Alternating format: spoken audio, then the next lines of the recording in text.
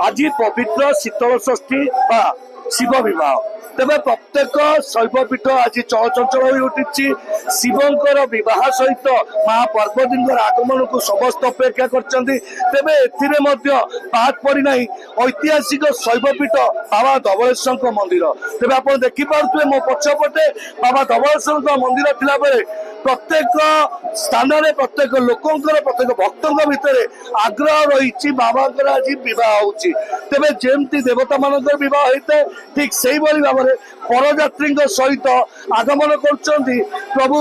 त्रिलोकनाथ बाबा शिव तेरे आसतु कथा कौन केमती यथारीति रीति नियम कौन केमती विवाह होची आम कथा आम सहित अच्छा मंदिर जन वरिष्ठ पूजक आम कथा नरेंद्र कुमार पंडा पूजक समितिर संपादक कौन कहे प्रभुंकर परंपरा अनुसार प्रभु पाखे शिव विवाह कार्यक्रम ये जमी मानव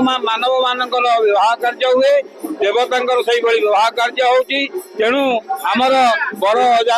प्रसेसन जाकरी आमर जो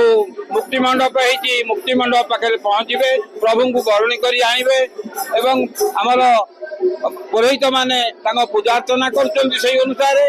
एवं देवतर एवं प्रशासन मिलित उद्यम ये प्रभु कार्य करा परंपरा अनुसार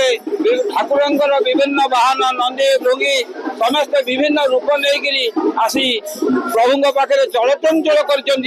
पीठ आज चलचंचल मुखरित हो जो भाव में बर्तमान नंदी भृंगी पूरा गोटे प्रोसेसन आसूची बाबांकर केमी पूजा कार्य हुए केमी बरणी करेमी बह मंडप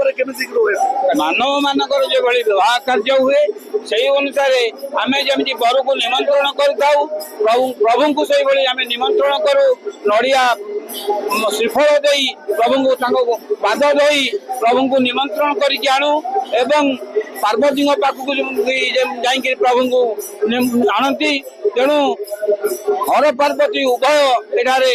आमर जो मुक्ति मंडप अच्छी सेठारे उभयंकर मिलन हुए एवं विवाह कार्य संपन्न हुए। बाबा धवलेश्वर पूजक स्वीकृति गंडक कौन कह आज बाबा शीतल षष्ठी सहित विवाह कार्य केमती कौन रही आज हूँ देवदेव महादेव बाबा धवलेश्वर जे कि विजय प्रतिमा चंद्रशेखर माँ पार्वती विवाह उत्सव निश्चित बाबा धवलेश्वर पीठ उत्सव मुखर श्रद्धालु भक्त मैंने से बाबा जो शुभ लग्न एवं विवाह कार्य देखापी श्रद्धालु भक्त मैंने एकत्रित होती धवलेश्वर पीठ में कहीं गोटे दिन को भक्त मान अपेक्षा करते साधारण लोक मान विवाह कार्य होता है महादेव बाबा धवलेश्वर माँ पार्वती आज ही दिन में से विवाह कार्य करती आसंता काली हूँ शीतल षष्ठी यात्रा ये विवाह उत्सव पर से शीतल षष्ठी यात्रा उत्सव मुखर गाँ गाँडे मंडे बुली था कहीं जो देवदेव महादेव माँ सती पार्वती दक्ष प्रजापति कन्या हेले सती पार्वती से पार्वती घोर तपस्या करते बाबा से महादेव को विवाह करने दक्ष प्रजापति मना करते कि शिव पाखे कौन अच्छी से पशुपति धारण कर साप एवं मृग झाड़ पिंधि घर अच्छी ना द्वार अच्छी से घोर तपस्या करी से महादेव को पाइबापी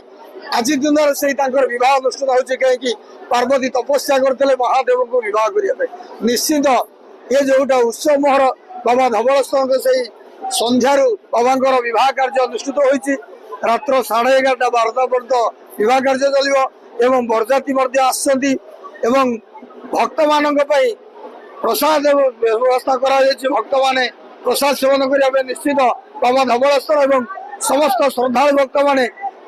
उत्सव मुखर सामिल हो बाबा शुभाशीर्वाद माँ पार्वती आशीर्वाद दौर